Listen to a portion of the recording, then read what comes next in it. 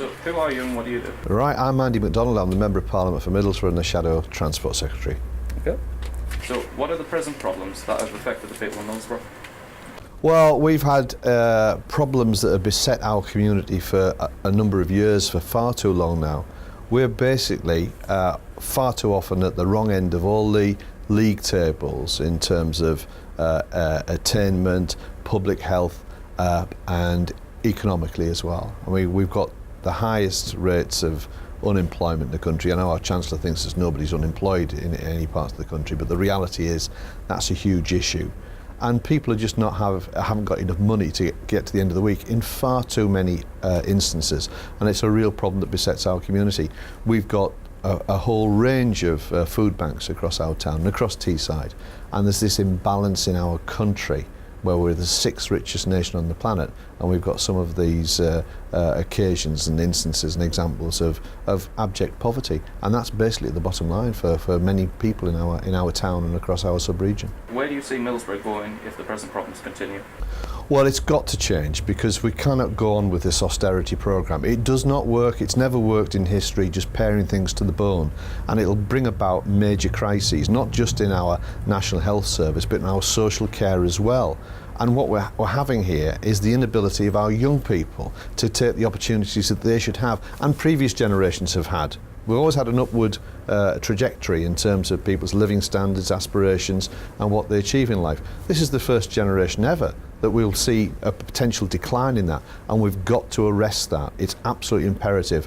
And the ridiculous thing is that this territory is singularly best placed to take advantage of the next industrial renaissance. We've got brilliant people here in terms of our industrial base, and if we can harness that opposite our programme for decarbonisation, we could be leading the world again, and that's what I wanted to achieve in the territory like this. If Labour came to power, how could the party improve Middlesbrough?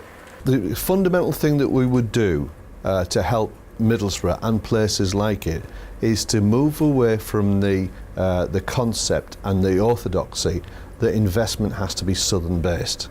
We're going to change that fundamentally. We're going to have an investment bank with its regional basis to stimulate the economy in places like this. And as I said to you before, we are brilliantly placed to do that. So we start shifting away from just looking at the south of England thinking we can get investment there and get a return on it.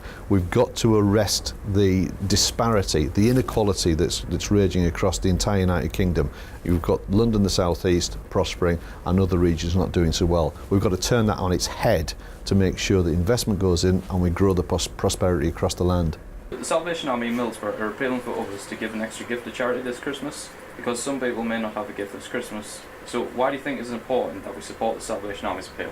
Well, we've got to. What Middlesbrough and Teesside is brilliant at is that support of each other. I remember well when the Trussell Trust came to me and they said, we've been across the country, we've never ever seen such generosity as we have in Middlesbrough. Very quiet, very understated, sometimes in not a very demonstrable way, where people will turn up at Morrison's supermarket to the collections for Trussell Trust with 3 bags of shopping and say, I know what it's like, mate, I've been there myself, and move on. No conversation, just I want to support you.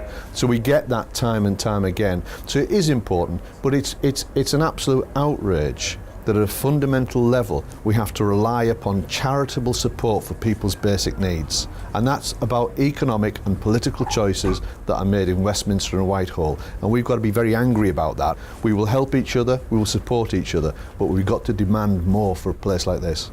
Yeah, nice. So what got you into politics and why? I think it's the place. I felt that even back then when I came into politics, I remember Margaret Thatcher coming along and telling us that we don't walk by on the other side and we treat our neighbour as we wish to be treated ourselves. And she recited the prayer of St Francis of Assisi, where there is despair, let there be hope. And I thought, if you're going to tell a lie, tell a big one, and that's a huge one, because I knew what was coming.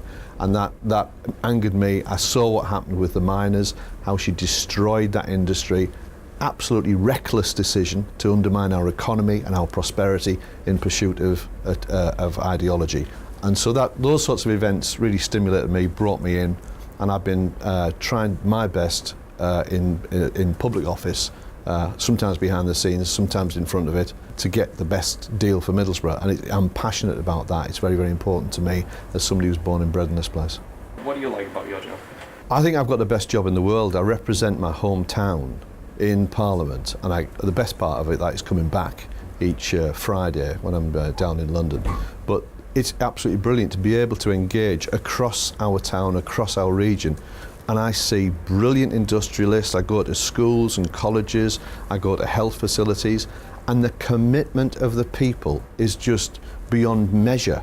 And I just wish that people could understand that, and government would give that acknowledgement to the people who want to serve their community. So it's a joy for me. I'm in a very, very privileged position because I get to see all these things on a regular basis, and sometimes I just wish people could be coming with me so they could have those experiences. Yeah. I see where brilliant bosses are getting on with growing their business. I see great trade unionists trying to achieve the best for their members and their working conditions, and people with ambition and aspiration beyond measure, and it's absolutely terrific. I want to get that story out there, but it's imperative that government support people in these endeavours. So that's my job, is to make sure that I put those two things together and make sure that we get some end product when we've all expent our energy. With Christmas on the way, what does Christmas mean to you? I'm a practicing Catholic, so the celebrations are a big part of my life and my family life, but it is about getting the family together, and as it is for everybody, and it's just wonderful to be home and just taking a bit of time out from the flurry, at the hectic pace that we all live at, just to be with the people that you love and engaging with people in your community in a way that the ordinary working week doesn't allow. So it's a wonderful period, and I'm really looking forward to it. Why is it important that we support the Salvation Army? They do some terrific work all year around. They support people in times of need, and at Christmas it's especially important that we be as generous as we possibly can to people who are not as fortunate as we are. So, I would encourage people to support the Salvation Army's The Christmas Wish campaign and help your brothers and sisters and make sure that they can enjoy the Christmas as well.